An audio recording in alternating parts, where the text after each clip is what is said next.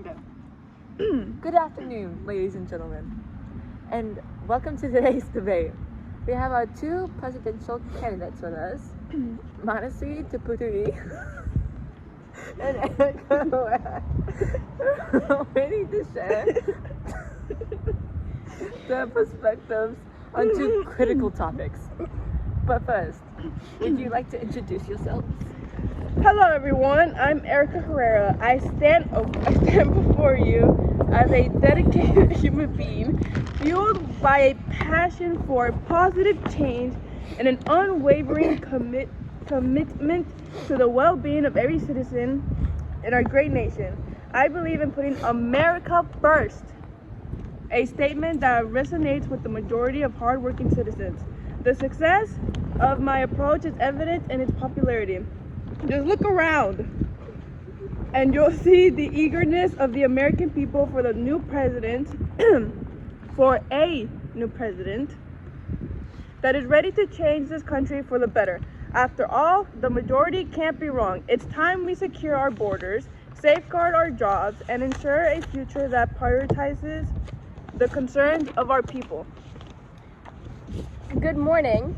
I am Manaswi Dudupuri, and I come with a vision that embraces the rich history of and origins of our society. Our immigration reform is not just a policy. It is, oh my god, that battery. It is, it is a commitment to compassion and inclusivity. I wish for you to reconsider the positive impact immigrants have on our nation. A reconciliation to the heart and a recognition of their undeniable contributions. This emotional connection, however, should not take away from the complexities of opening our borders. While emotions are a powerful guide, let's not forget the need for the practical solutions. It's very important to recognize that my stance, while it is driven by empathy, can sometimes overlook the challenges of opening our borders. All right. Now that we've gotten to know a bit more about you, why don't we move on to the first question? Erica, what is your stance on immigration reform, and how would you address the concerns of both citizens and immigrants? Thank you, moderator. I am Erica Herrera, a steadfast advocate for the pragmatic approach of prioritizing America first. It's high time we address the concerns of our citizens, and my stance resonates with the majority. As evident in the overwhelming support I've received, the call for strict border controls is a reflection of the people's will. After all, the sheer number of supporters rallying behind this cause is a testament to its rightness. And I appeal to together we can secure our borders, protect our jobs, and preserve our valuable resources. Join me in this journey toward a future where the needs of our citizens take precedence, a future where our nation's prosperity is safeguarded.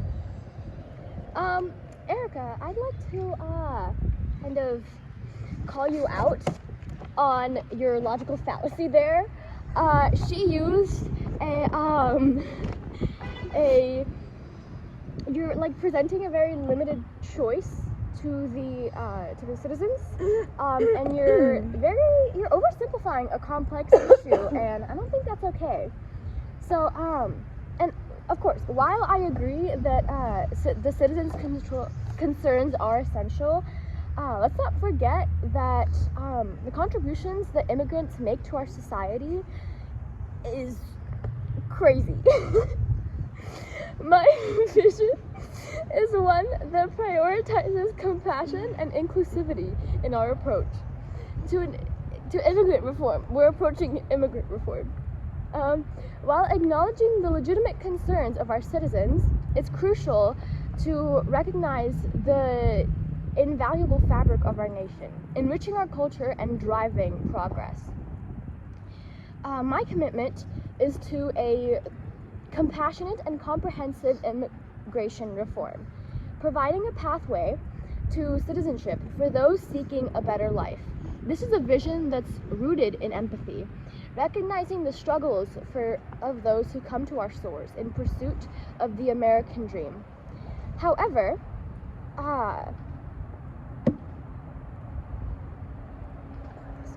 let us not be too quick to dismiss the practical complexities of such reforms.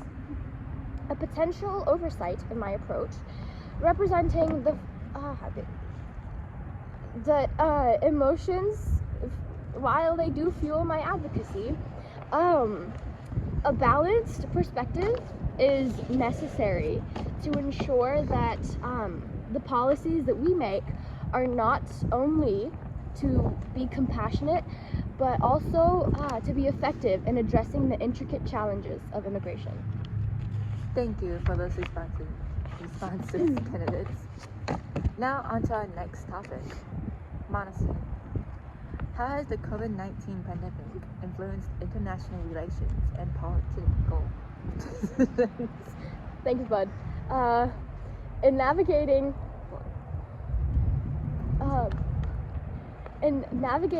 the sensitive topic of the COVID-19 pandemic, I, Manasvi Dudupudi, advocate for a more sophisticated and cooperative approach to global challenges. Continue, honestly. Yes. Recognizing the dependent nations that are, well, not like dependent nations, but like the interdependent nations, or like depending on each other. I emphasize the importance of reassessing international alliances while simultaneously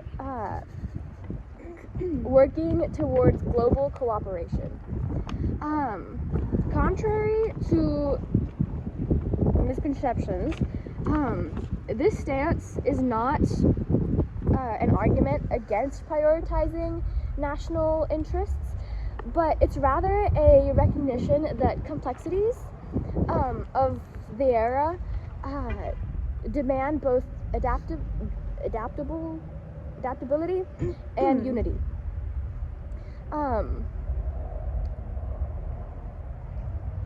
The pandemic has underscored the shared vulnerabilities of our nations and demonstrated that the collaboration is not just a choice, but a necessity for a safer world. By maintaining a delicate balance between safeguarding national interests, embracing global peace and cooperation, we can chart a course toward resilience, acknowledging that in unity lies strength to confront and overcome the great challenges of our time.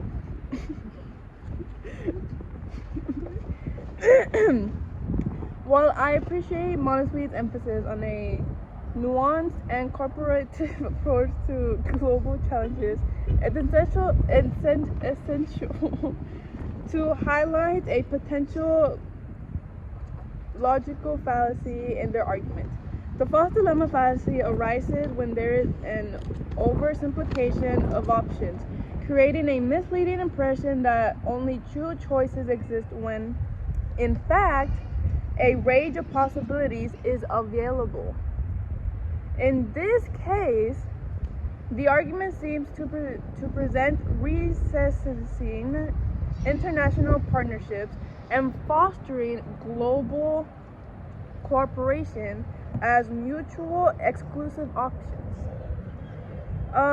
In light of the profound challenges posed by the COVID-19 pandemic, I, Erica Herrera, assert the imperative of a decisive and protective response to safeguard our nation's well-being. The pandemic has indeed laid bare the vulnerabilities in our international relationships, revealing the shortcomings of nations unprepared for such crisis, advocating for a more protectionist approach is not an act of isolationism, but a Strategic. move to address our immediate concerns. The hasty generalization fallacy may be perceived as overlooking the nuances of international diplomacy. But the urgency of the situation necessitates Necessities. It's a group project. by prioritizing our national interests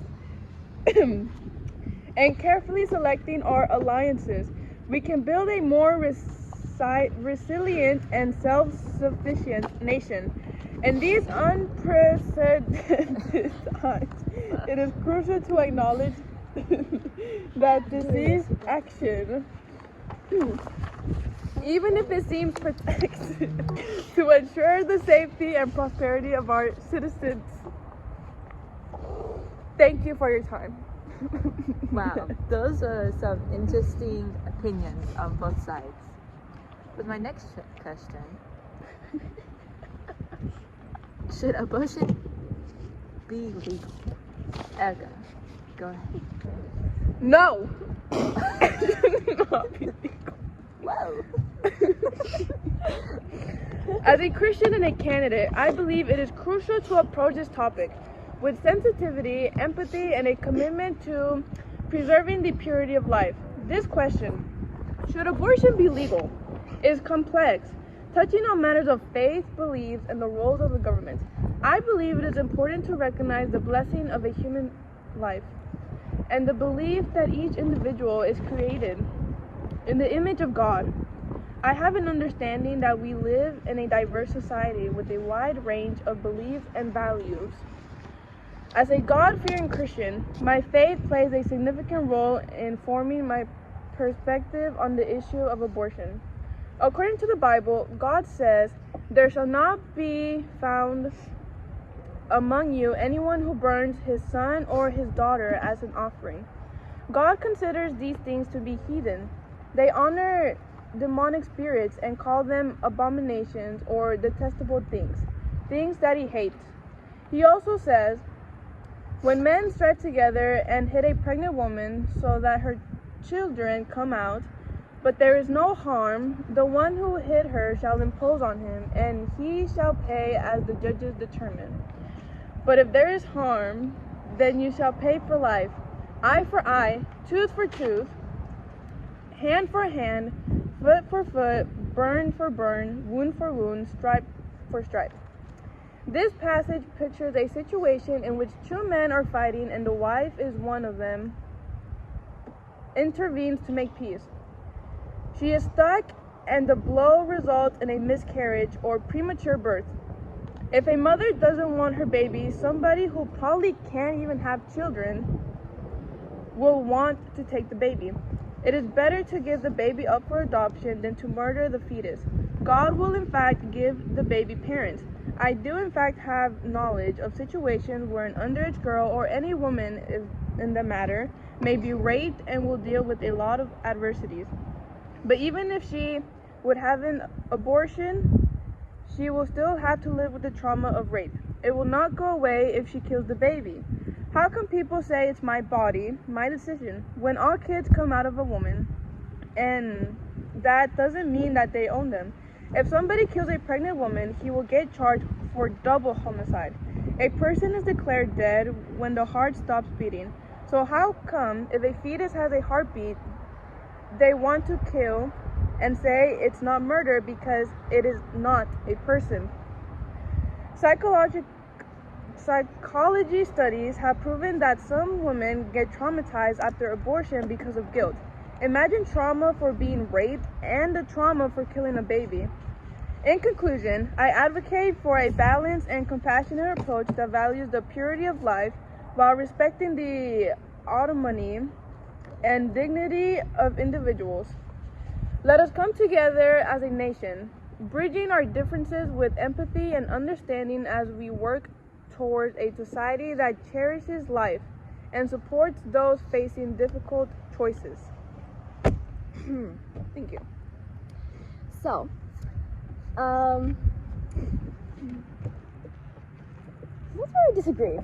Okay, so Erica, first of all, you started your argument off with one topic and ended with a different topic, which, if you don't know, is called a red herring fallacy.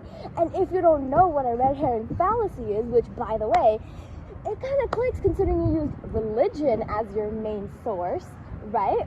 It is a logical fallacy. Do you know what a logical fallacy is? A logical fallacy is something, it's a flaw in logic. So that right there, it's a flaw in logic.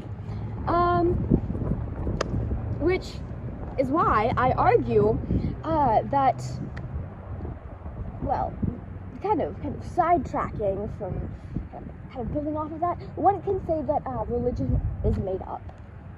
That it is just a fictional story. Now, remember how I said one can say, because I'm not saying that, right? But you know, to each our own, I guess. And I believe that abortion should be legal, and that that there are millions of people in the country who are obviously will be pregnant, but a lot of them will be pregnant in unfortunate circumstances, and of course that doesn't mean that they're going around having sexual intercourse with everyone and having babies. That just means that there's some people have found themselves in very unfortunate situations to be raped or like sexually harassed or whatever, right? And they found themselves pregnant. And sometimes those people will be children. What do you have to say for children becoming a mother? Someone at the age of 13 having to become a mother. That is not okay. Those 13-year-olds are not in the position to become a mom, to become a parent, to care for that child, right? What do you say in that case? They should have a plan B where they are allowed to not have that baby. They should have a different option than to be forced into that lifestyle that they do not want. And other people will also be if they are raped, then they will be under emotional distress and will not be able to take care of that child, because some people don't work well under stress, while other people, they are young, and as you know, they're not financially stable enough to take care of those babies. Other people will be going around knowing that they're having sexual intercourse, knowing the consequences of that, and they will have that baby when they do not deserve to have a child, because they are either not nice people, or they're not, again, like I said, financially stable, because a child is very expensive, and this economy is even more expensive, right? So, they do not deserve to have children, but yet they will, and those children will grow up with trauma and a bad childhood around them. What do you have to say for those kids? And again, I noticed you said that some, like, if they don't want the baby, they can go into foster care. Well, do you know how bad foster care is? There's not a real guarantee that kids will get adopted when they go into foster care, right? There's hope, there's a chance, but it's not guaranteed.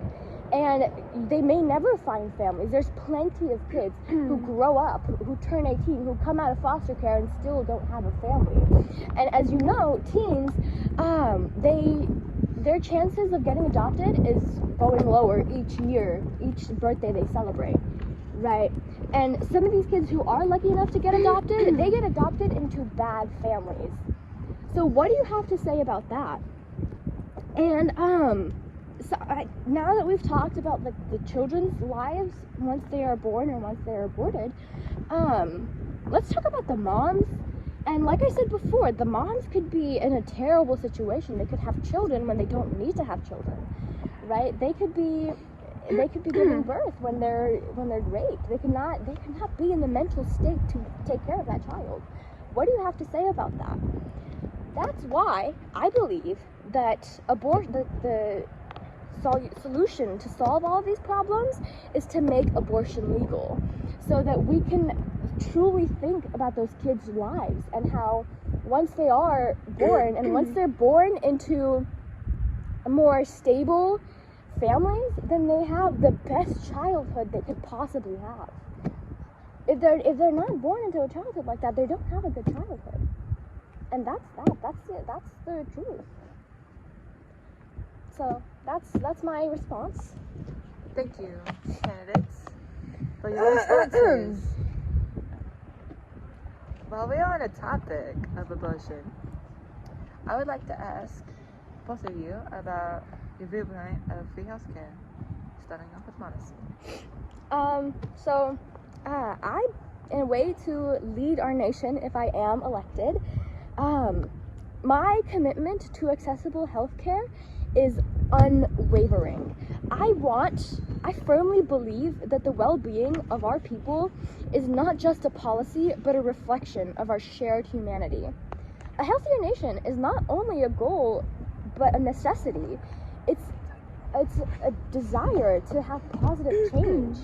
Like, most of these families, they don't get the proper care that they receive.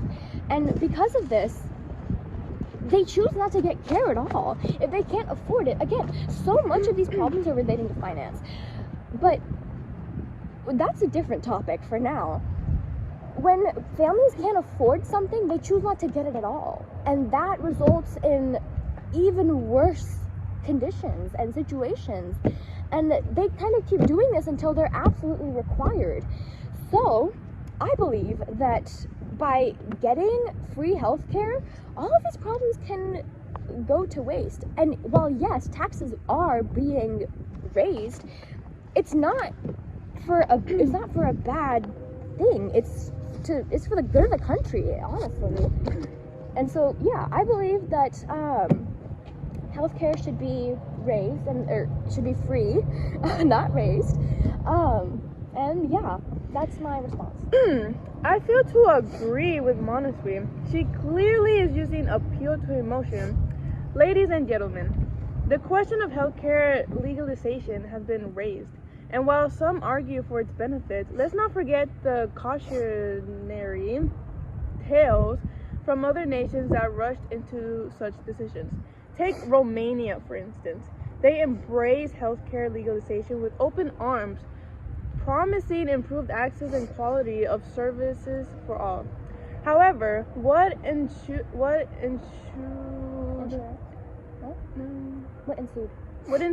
a healthcare system marred by inefficiencies,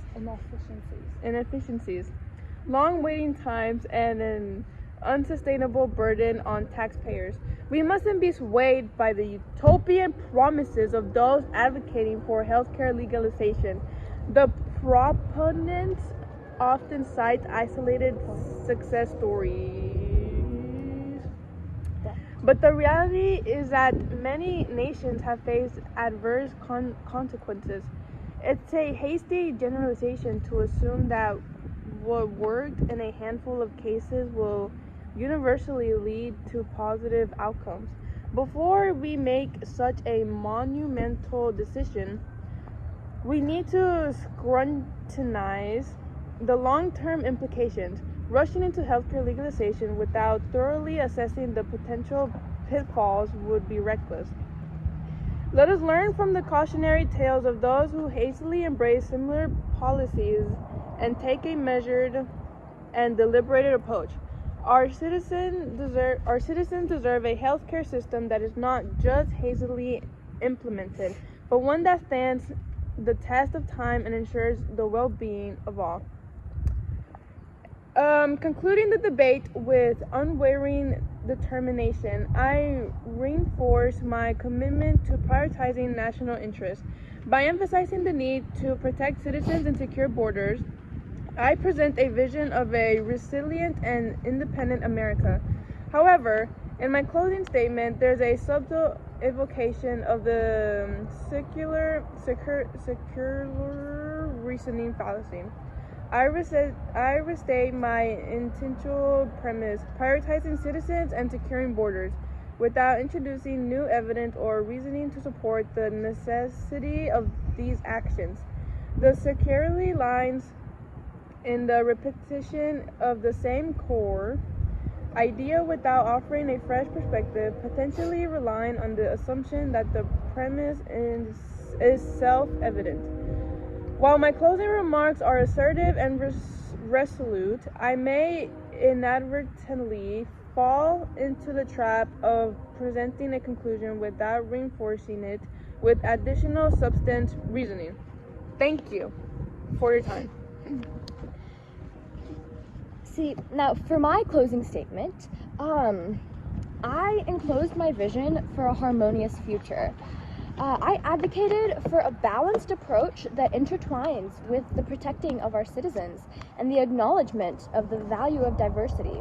I strived for unity, and in my concluding statement, however,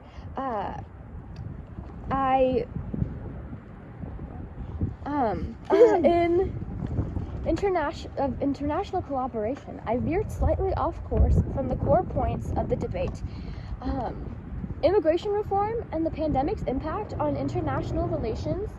While the emphasis on global cooperation is a valuable perspective, I introduced a new element that doesn't directly address the primary topics at hand.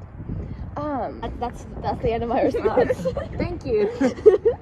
Thank you both for your insights on these critical issues.